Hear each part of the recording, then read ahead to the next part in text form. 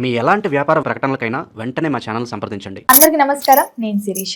వీక్షిస్తున్న ప్రేక్షకులందరికీ శ్రీ పరాభవనామ సంవత్సర ఉగాది శుభాకాంక్షలు. ప్రస్తుతం మనతో పాటు ఉన్నారు ప్రముఖ తంత్ర జ్యోతిష్యులు, జ్యోతిష్య రత్న, జ్యోతిష్య సామ్రాట్ చింత రుక్మందర్రావు గారు. గురుగారితో మాట్లాడదాం. నమస్కారం గురుగారు. మాతృదేవోభవ, పితృదేవోభవ, ఆచార్య దేవోభవ. ఓం నమో మాందేశ్వరాయ నమః. అందరూ బాగుండాలి, అందరికీ మంచి జరగాలి. గురుగారు, ముందుగా మీకు ఉగాది శుభాకాంక్షలు. సంతోషం అండి. మీకు మన ఛానల్ వీక్షిస్తున్న ప్రేక్షకులకు, రెండు రాష్ట్రాల్లో ఉన్నటువంటి తెలుగు ప్రజలందరికీ కూడా శ్రీ పరాభవనామ సంవత్సర ఉగాది శుభాకాంక్షలు. గురుగారు, ముఖ్యంగా ఉగాది అనగానే ప్రతి ఒక్కరూ చూసుకునేది పంచాంగం. ఈ సంవత్సరం మాకు ఎలా ఉంటుంది, ఎలాంటి జాగ్రత్తలు తీసుకోవాలి, ఎలా ఉంటే మాకు ఈ సంవత్సరం అంతా బాగుంటుందని. సో ముఖ్యంగా చూసుకుంటే మరి తులారాశి వారికి ఈ నవగ్రహాల ప్రభావం ఎలా ఉంటుందంటారు, ఎలాంటి జాగ్రత్తలు తీసుకోవచ్చు అంటారు?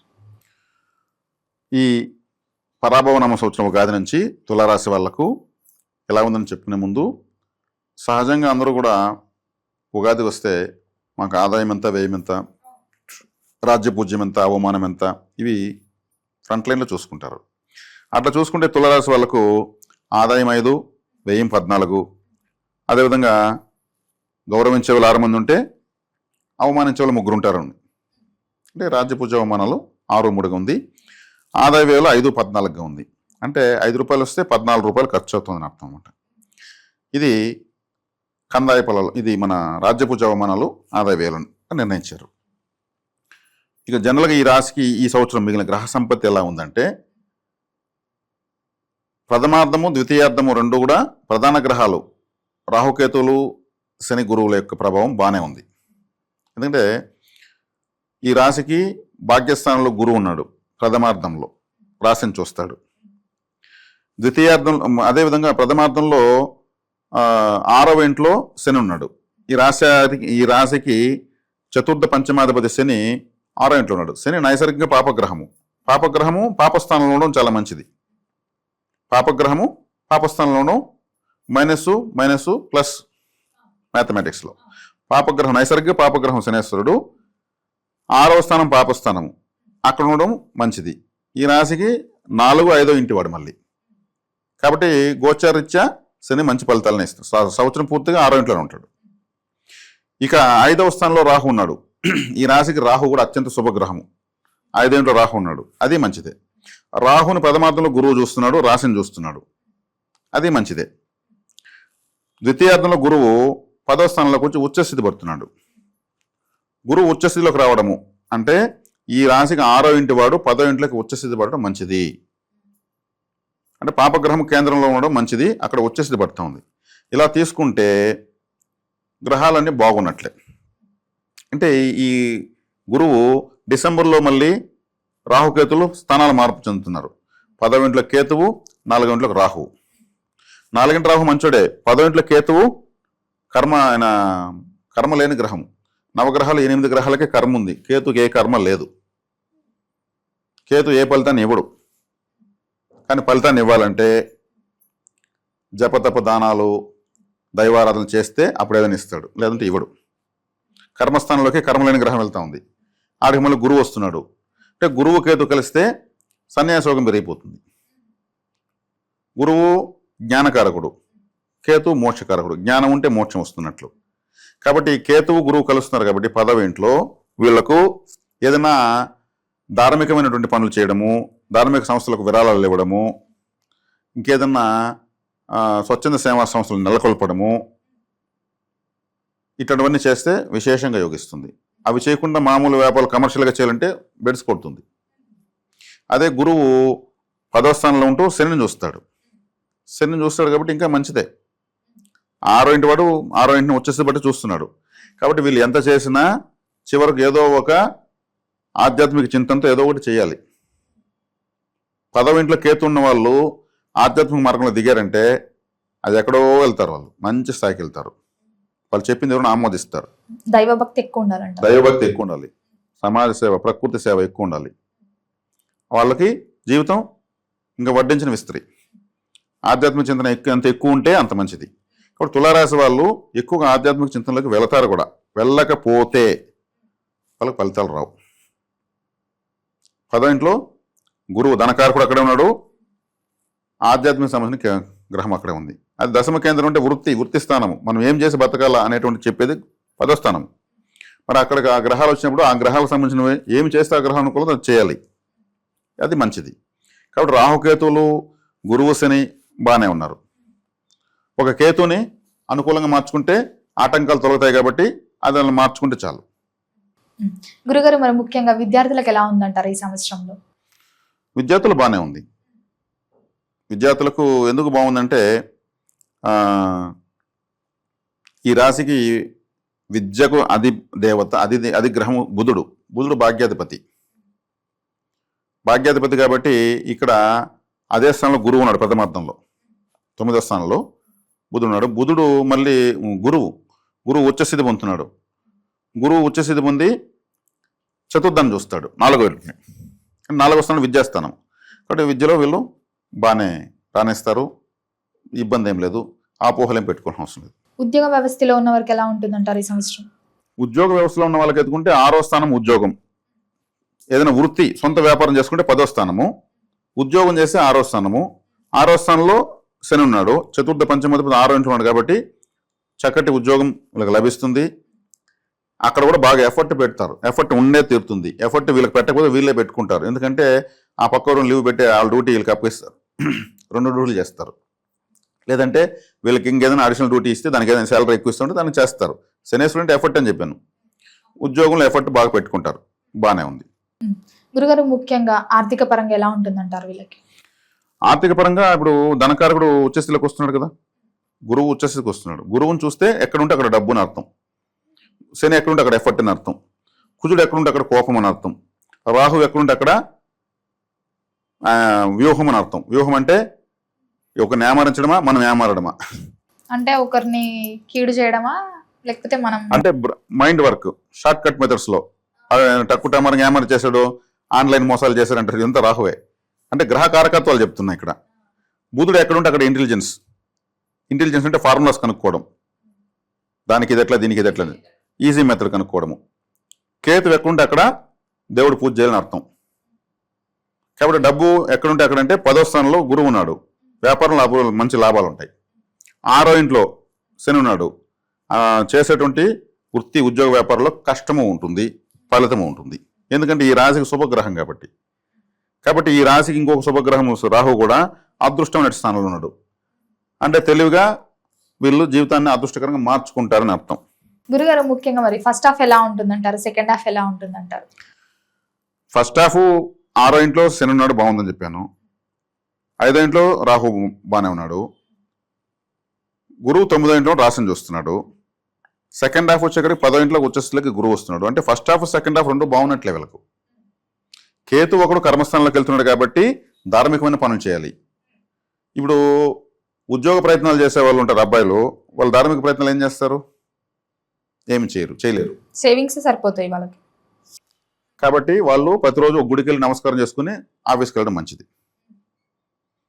లేదు కేతు అంటే సన్యాసి అని చెప్పాను, ఎవరైనా సాధువులు సన్యాసుల రూపంలో ఒక కాషాయం కట్టుకుంటే వాళ్ళకి ఒక 5 రూపాయలు 10 రూపాయలు వేసేసుకోవడం మంచిది, దానం చేయడం మంచిది. కాషాయం కట్టుకున్న కాషాయానికి వాల్యూ ఇవ్వాలి. లేదంటే వీళ్ళు కేతువు విఘ్నేశ్వరుడు సుబ్రహ్మణ్య స్వామి యొక్క కంట్రోల్లో ఉంటాడు కాబట్టి వినాయకుడు ఆలయానికి వెళ్ళి నమస్కారం చేసుకోవడం మంచిది. వినాయకుడు విఘ్నేశ్వర ఆలయాల పైన జెండాలు ఉంటాయి, కొన్ని ట్రయాంగిల్లో శివ పార్వతులు, ఓంకారము, స్వస్తిక్ లాంటి జెండాలు ఉంటాయి. అవి కుదిరినప్పుడు ఆలయాలపైన జెండాలు కట్టడం మంచిది. కేతు యొక్క చిహ్నము జెండా, అంటే వీళ్ళు తెచ్చి వీళ్ళు కడితే మంచిది. అంటే కేతువుని కంట్రోల్ చేసుకోవడం. మిగిలిన గ్రహాలు బాగున్నాయి, ఈ కేతు డిస్టర్బ్ చేస్తాడు 10వ ఇంట్లోకి వచ్చి. డిసెంబర్ వరకు వీళ్ళకి ఎక్సలెంట్గా ఉంది. మార్చి నుంచి, ఉగాది నుంచి డిసెంబర్ వరకు నిరాటంకంగా తులారాశి వరకు బాగుంది. ఆ తర్వాత కూడా బాగుండాలంటే కేతు 1.5 సంవత్సరం కర్కాటకంలో జీవన స్థానంలో ఉంటాడు కాబట్టి ఆధ్యాత్మిక చింతన కావాలి, కాబట్టి అందరూ తీర్థయాత్రలు చేయలేరు, కాబట్టి భజనలు, స్తోత్రాలు, శ్లోకాలు, జపాలు, ధనాలు ఎవరు చేయలేరు. కాబట్టి అవకాశం ఉన్న వాళ్ళు విఘ్నేశ్వరాలయానికి సుబ్రహ్మణ్య ఆరాధన చేయడం మంచిది. విఘ్నేశ్వరుడు అంటే కేతు ఆయన కంట్రోల్లో ఉంటాడు. ఎలా ఉంటాడు? విఘ్నేశ్వరుడు తల తీసేశారు కదా, ఫస్ట్ తల లేకుండా పోయి తిరిగి తలను పొందాడు, ఆ విఘ్నాన్ని అధిగమించాడు కాబట్టి విఘ్నేశ్వరుడు అయ్యాడు. కేతువుకు తల లేదు, అందుకే విఘ్నేశ్వరుడు ఆయనకు అధిష్టాన దేవత. కేతువుకి ఎందుకు విఘ్నేశ్వరుడు అంటే ఈయనకు తల లేదు, ఆయనకు తల పోయింది, ఈయన పొందలేకపోయాడు, ఆయన తిరిగి పొందాడు. అంటే ఆ వక్రమైంది తల విఘ్నేశ్వరుడికి, కానీ తిరిగి ఏనుగు తలను పొందాడు. అందుకే ఆయన తొండం కూడా వక్రంగా ఉంటుంది. వక్రతుండ మహాకాయ అన్నారు. కాబట్టి అందుకే కేతువుకి అధిష్టాన దేవత విఘ్నేశ్వరుడు.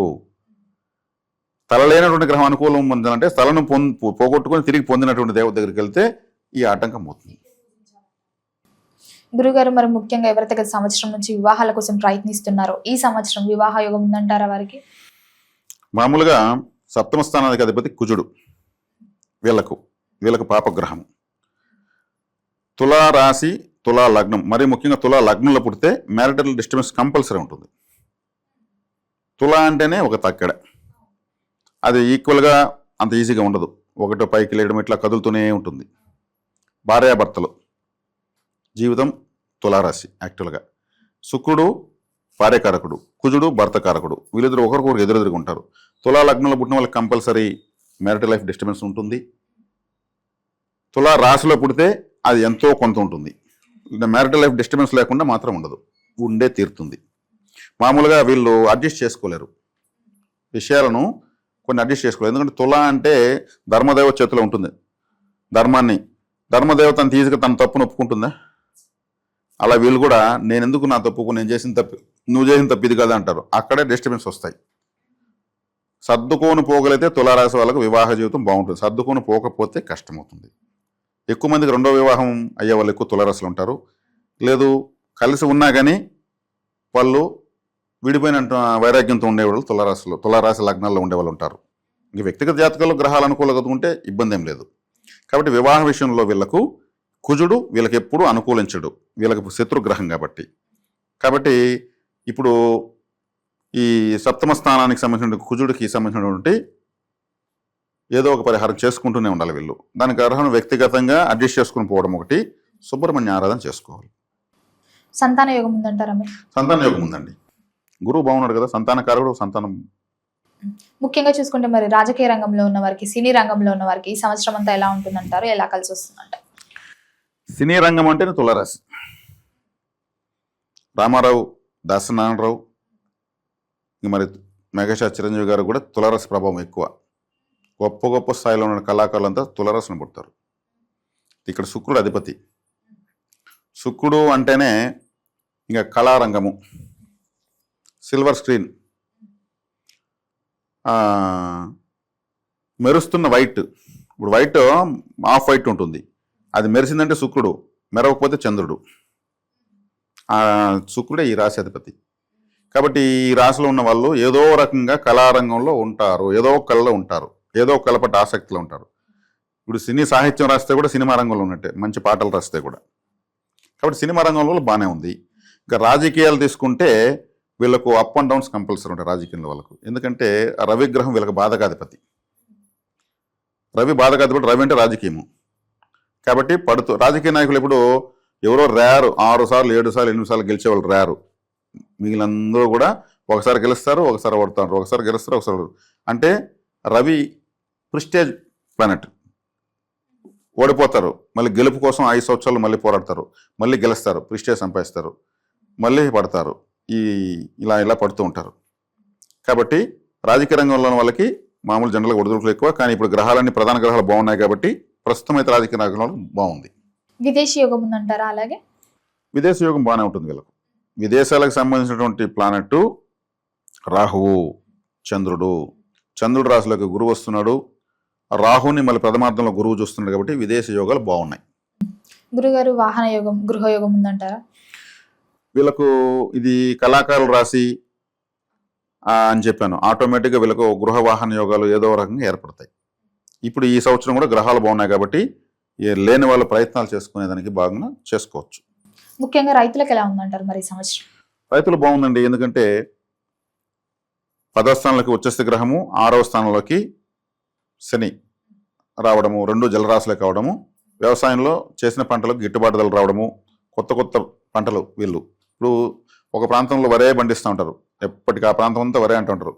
అలా కాకుండా ఏ ఢిల్లీ నుంచో ఏ అండమాన్ నుంచో కొత్త ఏదైనా ఒక పండ్ల మొక్కలు తేవడము, పూల మొక్కలు తెచ్చి నాటడము, దాన్ని ఆ ప్రాంతం అంతా స్ప్రెడ్ చేసి ఎక్కువ రేట్లకు అమ్మడము, అంటే ప్రయోగాలు అంటారు వీటిని.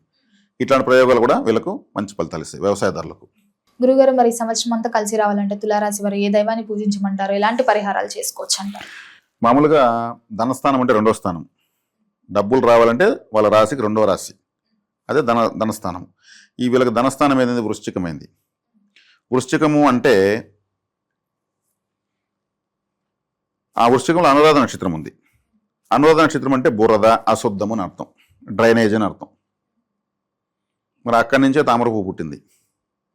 బురదలోనే కదా పుట్టింది తామరపువ్వు. అనురాధ నక్షత్రంలోనే లక్ష్మీదేవి ఆ తామరపువ్వు పని కూర్చుంటుంది. కాబట్టి లక్ష్మీదేవి ఆరాధన అనురాధ నక్షత్రం రోజు చేయొచ్చు. అదే వృశ్చిక రాశి అంటే అశుద్ధము అని చెప్పాను. అంటే అశుద్ధము శుభ్రం చేసేవాళ్ళు ఎవరు? మున్సిపల్ కార్మికులు. వృశ్చిక రాశి అంటే మలమూత్ర విసర్జనా స్థానము అంటే బాత్రూము. అంటే ఈ బాత్రూమ్లు క్లీన్ చేసేవాళ్ళు, గ్రామాన్ని శుభ్రం చేసేవాళ్ళు, ఇటువంటి వాళ్ళకి హెల్ప్ చేస్తూ ఉంటే ఫైనాన్స్ వస్తుంది. ప్లస్ లక్ష్మీదేవి ఆరాధన అనురాధ నక్షత్రం చేస్తే మంచిది. అనురాధ నక్షత్రం లక్ష్మీదేవిది కాబట్టి పొంగలి, అనురాధ నక్షత్రం అంటే పొంగలి మనము తింటాం కదా, కొంత మడపప్పు అని తీసుకుని పొంగలి బాగా తీసుకోవచ్చు. అదేవిధంగా డెలివరీ హాస్పిటల్ ఉంటుంది, చిన్నపిల్లలు పుడతారు కదా, అనురాధ నక్షత్రం అంటేనే డెలివరీ హాస్పిటల్. మన వృశ్చిక రాశి అంటేనే జనరల్గా ఎత్తుకుంటే వృశ్చిక రాశి అంటే హాస్పిటల్, బాత్రూము అశుద్ధం ఉన్నటువంటిది. కాబట్టి అక్కడ వీళ్ళు floor cleaners, toilet cleaners, acids, phenyls ఇటువంటి డొనేట్ చేస్తూ ఉండాలి. డొనేట్ చేయాలా? హాస్పిటల్ శుభ్రం చేయడానికి వీళ్ళకి ఫైనాన్స్ వస్తుంది. ఇది ఒక మంచి రెమెడీ. ఈజీ. చిన్నపిల్లలు పుట్టినారంటే అది సాక్షాత్ ఆలయమే లెక్క, అంతే కదా, మాతృత్వానికి నిలయం అది. కాబట్టి అక్కడ మనకు సాక్షాత్ లక్ష్మీదేవే తామర పువ్వులో విహరించినటువంటి రాశి. కాబట్టి లక్ష్మీదేవి ఆరాధన చేసుకోవచ్చు. ఈ హాస్పిటల్కి ఇలా చేయొచ్చు. అదేవిధంగా మన ఇంట్లో కూడా బాత్రూమ్ని శుభ్రంగా ఉంచుకోవడము. అప్పుడప్పుడు అనురాధ నక్షత్రం రోజు ఒక కొబ్బరికాయ కొట్టి బాత్రూంలో పెట్టాలి రాత్రి పడుకునేటప్పుడు. దానిపైన కొద్ది కుంకుమ చల్లి తెల్లవతలేసి పారేయచ్చు. నైవేద్యం అంటే వృశ్చిక రాశి యాక్టివేషన్. వంటింటి కూడా స్టవ్ పైన కొట్టి పెట్టాలి, దాంట్లో వండి మనం తింటున్నాం, దానికి ఏమి ఇస్తున్నాం? నైవేద్యం.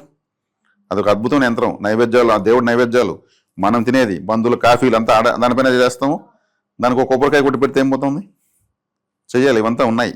ఇవి చేస్తే ఎక్కడ ఇంట్లో ఎక్కడెక్కడ ఏమి చేయాలంటే పెద్ద శాస్త్రం ఉంది. కానీ మనం మరొక విడుదలగా ఉంటే మాడుకోవచ్చు. కాబట్టి వృశ్చిక రాశి యాక్టివేట్ చేస్తా ఉంటే వీళ్ళ డబ్బులు వస్తుందని చెప్పడం కోసం ఇవి చెప్పాను నేను.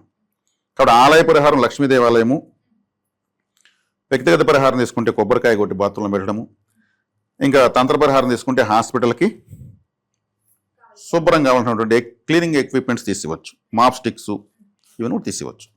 గురుగారు, మొత్తం ఈ సంవత్సరం అంతా తులారాశి వరకు ఎలా ఉండబోతుంది, ఎలాంటి జాగ్రత్తలు తీసుకోవాలి, ఎలాంటి పరిహారాలు చేయాలో కూడా తెలియజేసినందుకు ధన్యవాదాలు. ధన్యవాదాలు.